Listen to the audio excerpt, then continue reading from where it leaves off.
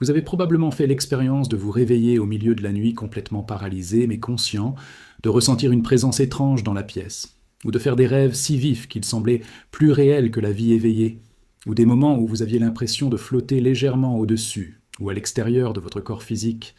et l'écrasante majorité des gens rejettent tout cela comme des phénomènes neurologiques dénués de sens, comme des dysfonctionnements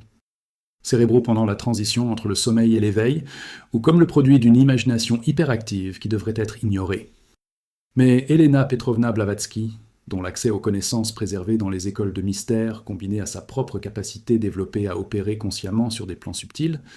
a révélé qu'il ne s'agit pas d'anomalies dénuées de sens, mais d'un aperçu d'une capacité que chaque être humain possède, mais ne développe jamais consciemment. La capacité de fonctionner dans un corps astral séparé du corps physique, de percevoir et de naviguer dans les dimensions de la réalité qui, transcendant le monde matériel dense, d'accéder à des informations et des expériences que les cinq sens ordinaires ne peuvent jamais atteindre. Et ce qu'elle enseignait n'était pas une vague romantisation du voyage astral, comme évasion ésotérique ou divertissement psychique, mais était une description technique et précise de la constitution occulte d'un être humain, où le corps physique n'est qu'un véhicule plus dense, dans une hiérarchie de corps subtils qui inclut le corps éthérique organisant la vitalité, le corps astral composé de substances émotionnelles et qui se sépare naturellement pendant le sommeil, et des principes encore plus élevés qui constituent des véhicules de conscience sur les plans supérieurs, et le développement conscient de la capacité d'opérer dans le corps astral, ce que diverses traditions ont appelé projection astrale, voyage hors du corps ou double éveil, n'est pas un don magique réservé à quelques privilégiés, mais est le résultat d'un entraînement spécifique et systématique que toute personne suffisamment dévouée et préparée peut entreprendre, bien que Blavatsky ait fortement averti qu'il existe de réels dangers lorsque la pratique est abordée de manière irresponsable ou avec de mauvaises motivations, et que le développement prématuré des capacités psychiques sans un fondement correspondant de pureté de caractère et de compréhension spirituelle peut créer de graves dangers. Des problèmes comprenant l'obsession, le déséquilibre mental ou l'exposition à des forces sur des plans subtils qui sont dangereuses pour ceux qui ne sont pas préparés. Ce qu'elle a proposé n'était pas un manuel de technique que quiconque peut appliquer mécaniquement pour produire des expériences dramatiques, mais une carte d'un territoire complexe où le développement de la conscience astrale fait partie intégrante d'une transformation spirituelle complète qui ne peut être séparée du travail de purification des désirs, d'affinement des émotions, de renforcement de la volonté et d'alignement sur des objectifs plus élevés, plutôt que de simplement satisfaire la curiosité ou le désir de pouvoir sur les autres. L'anatomie cachée du corps astral, telle que Blavatsky l'a décrite sur la base de connaissances ésotériques, révèle une structure spécifique que la plupart ne reconnaissent pas qu'elle possède.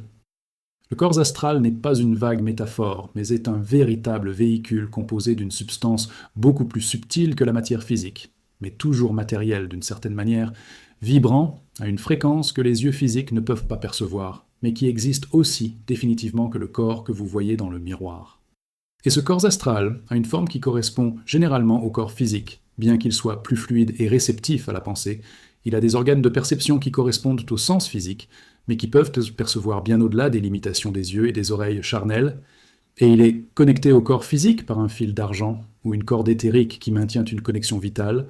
Lorsque cette corde est coupée, soit par une mort naturelle, soit par un traumatisme grave, il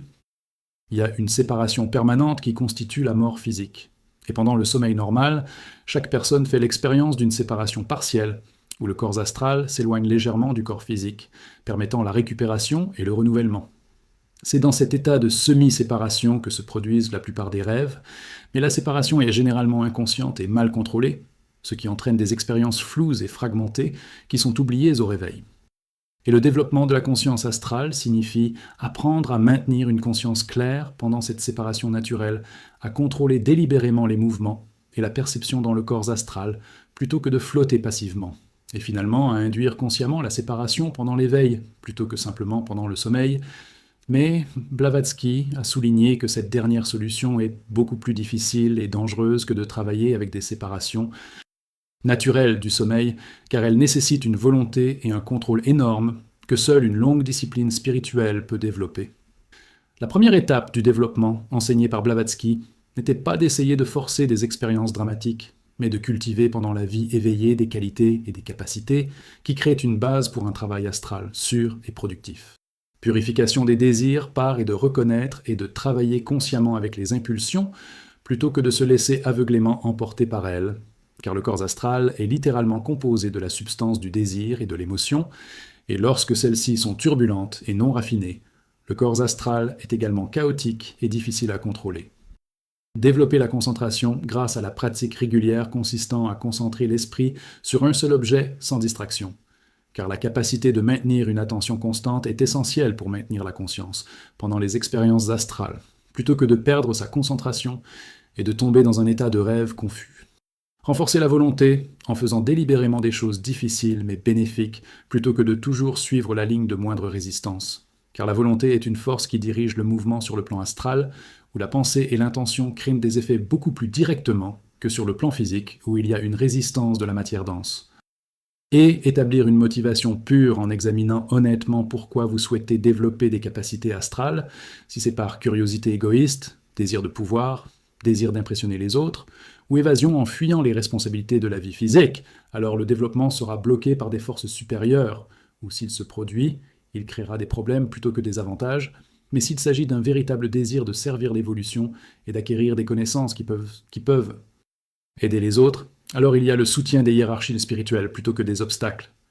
La pratique préliminaire la plus importante que Blavatsky recommandait à ceux qui s'intéressaient sérieusement au développement de la conscience astrale était le travail sur le rêve. Apprendre à conserver une mémoire claire des expériences de sommeil, à reconnaître quand on rêve alors qu'on est encore dans le rêve, et finalement à diriger consciemment l'action au sein de l'état de rêve. Et cela commence par la simple discipline, consistant à enregistrer les rêves immédiatement au réveil, avant que la mémoire ne s'évapore, pratiquée de manière constante pendant des mois jusqu'à ce que le rappel devienne automatique et détaillé. Et l'étape suivante consiste à développer la capacité de reconnaître que vous rêvez pendant que le rêve est encore en train de se produire en cultivant l'habitude de vous demander pendant l'éveil si vous êtes éveillé ou en train de rêver. Et finalement, cette habitude se transfère à l'état de sommeil où vous demandez soudainement « Est-ce que je rêve ?» Cela peut déclencher la reconnaissance que oui, c'est effectivement le cas. Et ce moment de lucidité dans un rêve est le premier aperçu de la conscience astrale, car le rêve lucide et la projection astrale sont des phénomènes liés opérant dans les mêmes dimensions subtiles. Et lorsque la lucidité onirique devient régulière grâce à une pratique persistante, il est possible de commencer à expérimenter un contrôle délibéré, changer l'environnement du rêve par la volonté, voler ou traverser des objets solides pour tester la malléabilité du monde astral, rechercher des rencontres avec des entités ou voyager vers des lieux spécifiques. Et Blavatsky a averti qu'il est important de faire la distinction entre les rêves lucides, ordinaires, qui sont encore largement subjectifs, et les véritables projections astrales dans lesquelles vous percevez objectivement des plans subtils.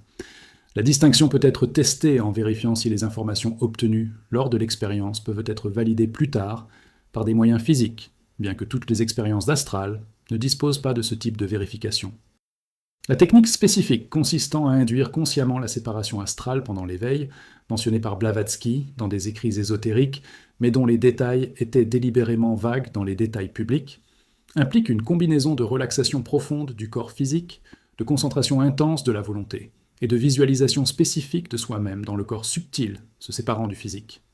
Et la pratique typique commence par s'allonger dans une position confortable, où le corps peut se détendre complètement mais sans s'endormir, en relâchant progressivement les tensions de chaque partie du corps grâce à une attention systématique, en commençant par les pieds et en remontant jusqu'à la tête. Et lorsque la relaxation est profonde mais que la conscience reste claire, on se concentre sur un point spécifique, traditionnellement le centre entre les sourcils ou la région du cœur, et on visualise une copie subtile du corps physique commençant à émerger de ce point ou s'élevant complètement du corps allongé. Et cela s'accompagne d'une volonté ferme et d'un commandement mental de se séparer, de s'élever, de se déplacer dans le corps astral plutôt que dans le corps physique. Et les signes indiquant que la séparation commence incluent une sensation de vibration ou de bourdonnement à travers le corps, une paralysie où le corps physique ne peut pas être déplacé même s'il essayait, une sensation de flottement ou d'apesanteur, des sons étranges ou une musique interne, et finalement la conscience d'être à deux endroits simultanément. Une partie de la conscience enregistrant toujours le corps physique allongé, tandis qu'une autre partie commence à percevoir la perspective à l'extérieur de celui-ci. Et le moment de séparation complète peut être accompagné d'une sensation de pop ou de clic, d'une clarté soudaine de la perception astrale et d'une totale liberté de mouvement sous une forme subtile. Mais Blavatsky a souligné que forcer ce processus par des techniques mécaniques sans préparation spirituelle, cette capacité peut être dangereuse parce qu'elle ouvre une personne aux influences du plan astral, sans la protection que procure le développement du caractère et la pureté, et qu'il est de loin préférable de permettre à la capacité de se développer naturellement à travers des années de pratiques contemplatives et de vie éthique, plutôt que de tenter des raccourcis qui peuvent créer des déséquilibres. Les dangers spécifiques du développement astral que Blavatsky a décrits en détail technique méritent une attention sérieuse, car ils ne sont pas des avertissements moralisateurs, mais sont des descriptions de risques réels basées sur l'observation d'innombrables cas où une pratique prématurée ou mal avisée a causé de graves problèmes. Le premier danger est l'obsession ou la possession par des entités qui habitent le plan astral inférieur. Lorsqu'une personne sans pureté de caractère ou sans protection adéquate se projette consciemment dans des dimensions subtiles, elle devient visible et accessible à diverses classes d'êtres qui ne peuvent normalement pas affecter les humains incarnés, y compris les élémentaux naturels qui n'ont pas de moralité humaine, mais qui peuvent être malveillants ou perturbateurs, les coquilles. Astrales des morts, qui sont des vestiges sans véritable conscience, mais qui peuvent s'attacher de manière parasitaire, et dans de rares cas, des entités délibérément mauvaises, qui cherchent à influencer ou même à prendre le contrôle, de véhicules de personnes sans méfiance. Et les signes du début de l'obsession incluent des changements soudains de personnalité, des impulsions ou des pensées clairement étrangères au caractère normal, une sensation d'une présence étrange constamment autour ou à l'intérieur, une énergie drainée de manière inexplicable, et la progression vers des cas graves peut inclure une perte de contrôle sur les actions, ou même la manifestation de plusieurs personnalités.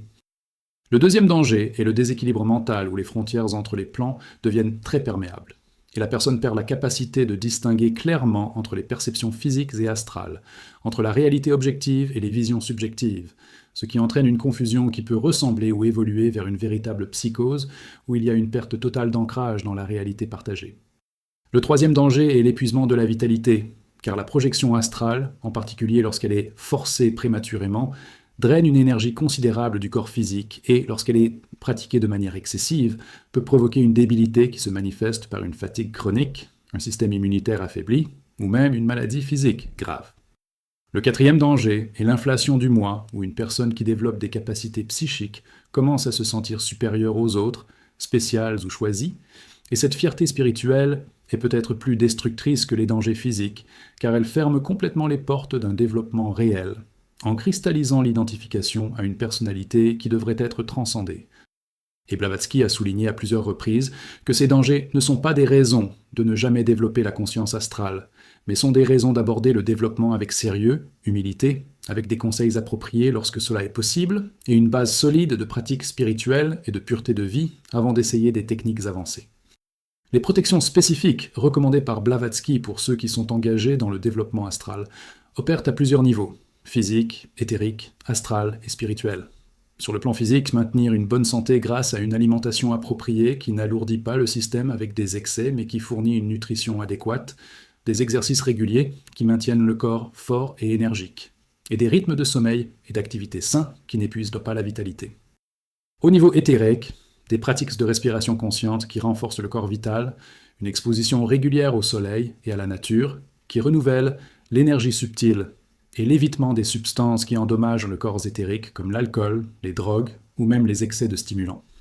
Sur le plan astral, purification des désirs et des émotions par un travail conscient déjà évoqué, mais aussi des techniques de protection spécifiques comme la visualisation d'une sphère de lumière blanche entourant complètement le corps physique et astral avant toute tentative de projection, l'invocation de la protection des forces supérieures par la prière sincère ou des formules spécifiques que les traditions ont conservées, et le maintien de pensées élevées et d'intentions pures lors des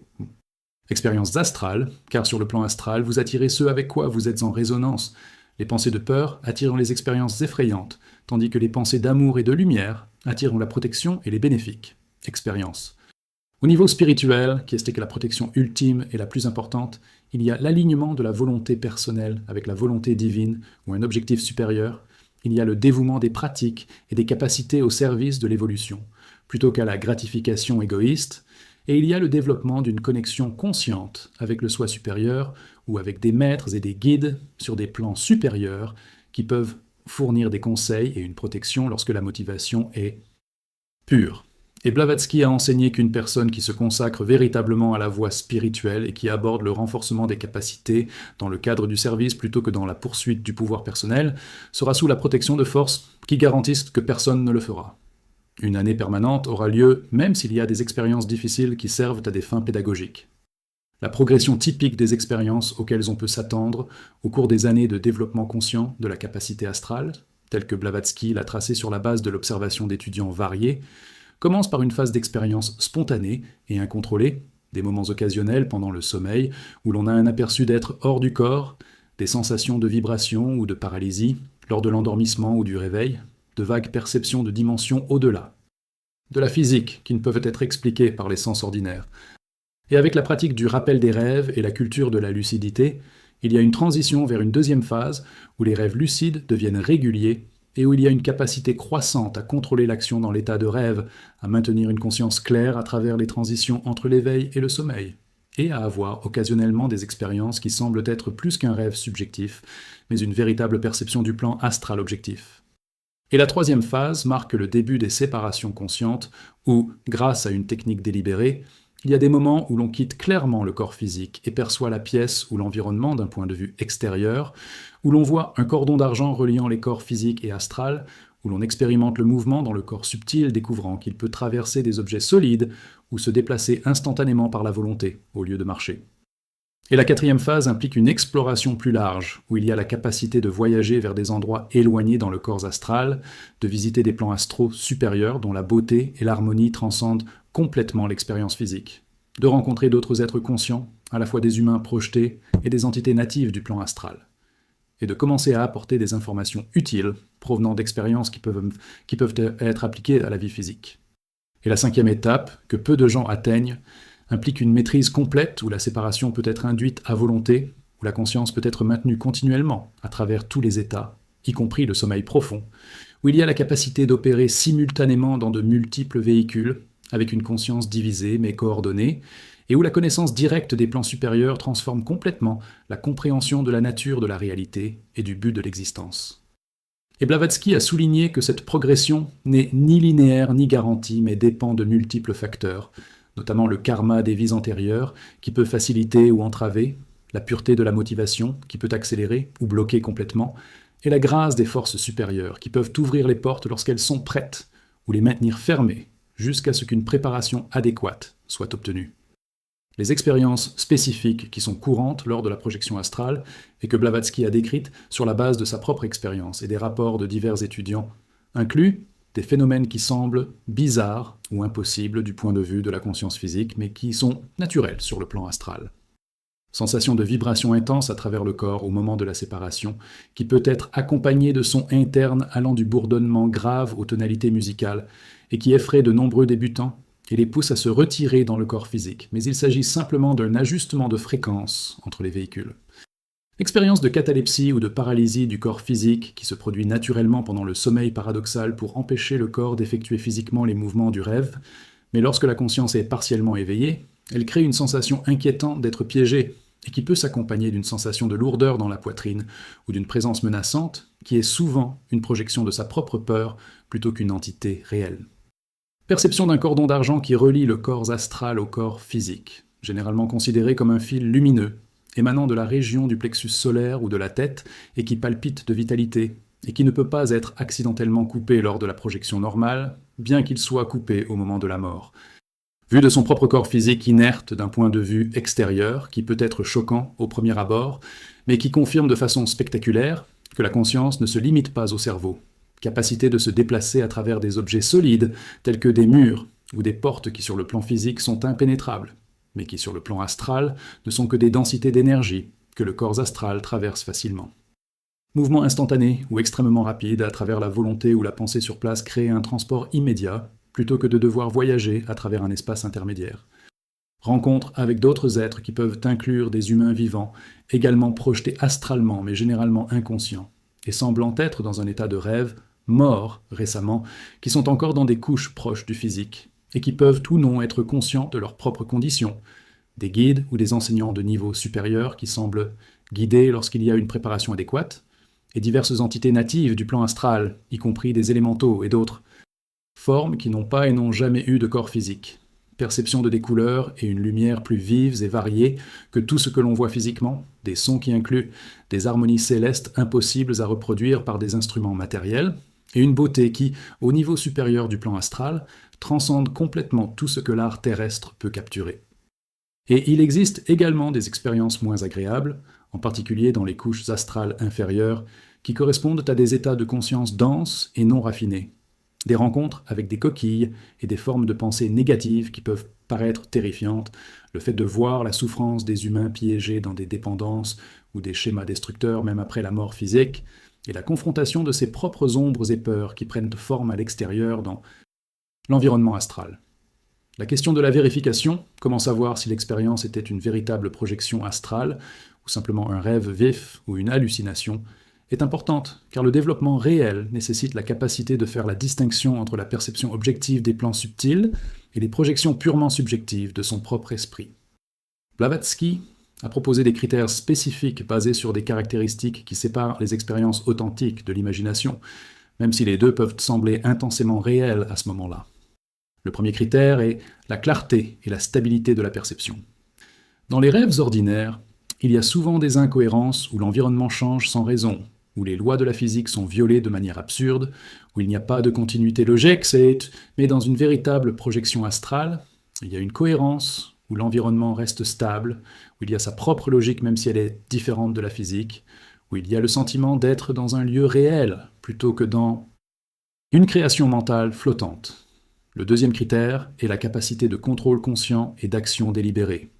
Dans les rêves, vous êtes souvent entraîné par des événements sans véritable action. Mais dans la projection astrale, il existe une volonté fonctionnelle qui vous permet de décider où aller et quoi faire avec le même sentiment d'autonomie que vous avez dans l'éveil physique, même si les méthodes de mouvement sont différentes. Le troisième critère est la mémoire persistante et détaillée après le retour au corps physique. Les rêves ordinaires s'évaporent rapidement et après des heures ou des jours, il n'y a plus qu'une vague impression, mais les véritables expériences astrales restent claires dans la mémoire pendant des années ou des décennies, avec chaque détail préservé comme si elle s'était produite pendant l'éveil physique. Le quatrième critère le plus concluant lorsqu'il est disponible est la vérification externe, où les informations obtenues au cours de l'expérience peuvent être confirmées par des moyens physiques. Vous voyez un événement dans un lieu éloigné qui est ensuite validé par des témoins physiques, vous obtenez une connaissance que vous n'aviez aucun moyen de savoir habituellement, et qui est confirmée plus tard. Vous trouvez une personne dans un état astral, et découvrez plus tard qu'elle a également vécu une expérience similaire au même moment. Et Blavatsky a averti que toutes les expériences astrales ne disposeront pas d'une vérification, car une grande partie de ce qui se passe sur les plans subtils n'a pas de correspondance directe sur le plan physique. Mais lorsque la vérification est possible et qu'elle est confirmée, il existe une preuve qui transcende la possibilité d'auto-illusion. L'intégration du développement astral dans la vie spirituelle complète, comme l'a enseigné Blavatsky, révèle que les capacités psychiques ne sont pas une fin en soi, mais des outils qui doivent servir des objectifs plus vastes d'évolution et de service. Une personne qui développe la capacité de projection astrale mais qui ne l'utilise pas pour autre chose que la satisfaction de la curiosité ou le divertissement personnel gaspille un potentiel énorme, car l'accès conscient au plan subtil peut fournir une connaissance directe de la nature de la réalité qui transforme complètement la compréhension, peut permettre la communication avec des guides et des maîtres dans des dimensions supérieures qui peuvent accélérer considérablement le développement spirituel, peut permettre de servir les autres en aidant les humains coincés dans la confusion après la mort ou en travaillant sur les plans intérieurs pour des causes qui profitent à l'humanité, et peut préparer la conscience à la mort par la familiarité avec les états qui seront expérimentés lorsque le corps physique sera finalement abandonné définitivement. Et Blavatsky a enseigné que la motivation correcte pour développer la conscience astrale ne devrait pas être le désir d'avoir des expériences extraordinaires ou de se sentir spécial, mais devrait être la reconnaissance que vous êtes un être beaucoup plus vaste que votre corps physique et qu'apprendre à opérer consciemment dans tous les véhicules, au lieu d'un seul, est une partie naturelle de la maturation spirituelle. C'est récupérer un héritage qui a toujours été le vôtre, mais que l'ignorance a gardé inaccessible. Et c'est l'accomplissement du potentiel qui est latent dans chaque être humain, peu importe à quel point il reste endormi tout au long de la vie. La synthèse finale de l'ensemble de l'enseignement de Blavatsky sur le développement de la conscience astrale révèle que le processus ne consiste pas à acquérir quelque chose de nouveau, mais à éveiller des capacités qui existent déjà, à éliminer les obstacles de l'ignorance et de l'identification limitée avec le physique, plutôt que de construire quelque chose à partir de rien, et que le voyage nécessite une patience de plusieurs années ou deux. Des décennies de pratiques disciplinées plutôt que l'attente de résultats instantanés exigent une pureté de motivation et de vie plutôt qu'une simple application de techniques mécaniques, nécessitent des conseils appropriés, lorsque cela est possible de la part de maîtres qui ont déjà parcouru le chemin, plutôt qu'une expérimentation aveugle qui peut créer des problèmes, et nécessite l'intégration des capacités développées dans la totalité de la vie spirituelle, plutôt qu'un compartimentage où les pratiques astrales sont séparées de l'éthique et du service. Et lorsque le développement est abordé correctement, avec une préparation adéquate, avec des motivations pures, avec des protections appropriées, et avec de la patience pour permettre à la capacité de se développer naturellement plutôt que de la forcer prématurément. Alors l'éveil de la conscience astrale ne devient pas une source de danger ou de déséquilibre, mais devient une formidable expansion des possibilités d'expérience et de connaissance, devient une confirmation directe par la conscience. De soi, plutôt que la simple croyance que l'existence ne se termine pas avec la mort du corps physique, devient un outil puissant au service des autres et de sa propre évolution, et devient une étape cruciale dans le long voyage de retour conscient aux dimensions d'être, qui transcendent complètement la forme matérielle, mais qui sont le véritable foyer de la conscience, qui s'est temporairement revêtu de chair à des fins d'apprentissage et de croissance dans l'école qu'est la vie physique sur cette planète dense.